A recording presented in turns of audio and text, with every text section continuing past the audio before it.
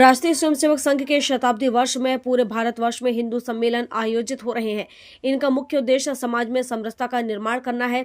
साथ ही संघ की 100 वर्ष की यात्रा के बारे में समाज को अवगत कराना व पंच परिवर्तन के 5 मूल मंत्र सामाजिक समरसता, कुटुंब प्रबोधन, पर्यावरण, स्वदेशी भाव एवं नागरिक कर्तव्य के माध्यम से एक संस्कारित समाज का निर्माण करना, नव युवकों में राष्ट्र प्रेम के भाव को जागृत करना।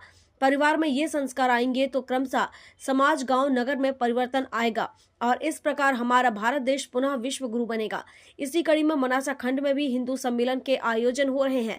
मनासा में द्वारका बस्ती और जगन्नाथ बस्ती का सामूहिक हिंदू सम्मेलन संपन्न हुआ, जिनमें हजारों की संख्या में हिंदू समाज की उपस्थिति रही। सर्वप्रथम भव्य कीर्तन व कलश यात्रा व उसके बाद विशाल धर्म सभा, जिसमें मुख्य अतिथि के रूप में महंत योगी लालनाथ जी निवास 18 जिला नीमच, दीदी जयमाला जी वैष्णव निवास नीलिया जिला नीमच व प्रमुख वक्ता के रूप में जिला कार्यवाह पवन सजन रहे। योगी लालनाथ जी ने कहा कि जातियों के बंटने के बजाय धर्म पर ध्यान देना होगा।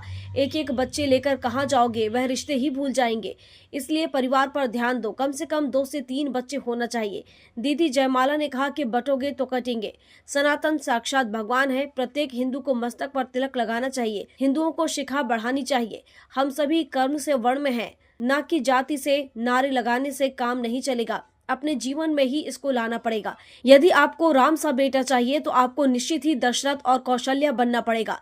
पहले था कि एक रावण एक ही सीता थी, अब हर गली में रावण सीता ढूंढ रहा है। वहीं जिला कार्यवाह पवन सज्जन ने कहा कि भारत देश वैभव संपन्न देश था, पूरी दुनिया मार्गदर्शित करता था, परंतु धीरे धीरे हम गुलाम हुए। ऐसा क्यों हुआ?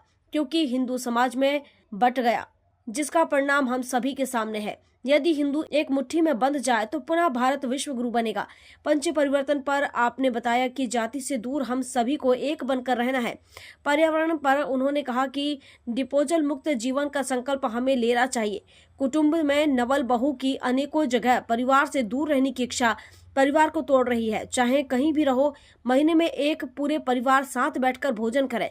स्वदेशी वस्तुओं का उपयोग करना है। हमारे देश को स्वावलंबी बनाने के लिए स्वदेशी को अपनाना पड़ेगा। माता जीजाबाई ने 8 वर्ष की आयु में संकल्प लिया कि मैं अपने बेटे को ऐसी परवरिश दूंगी कि बड़ा होकर मुगलों के साम्राज्य को समाप्त करेगा।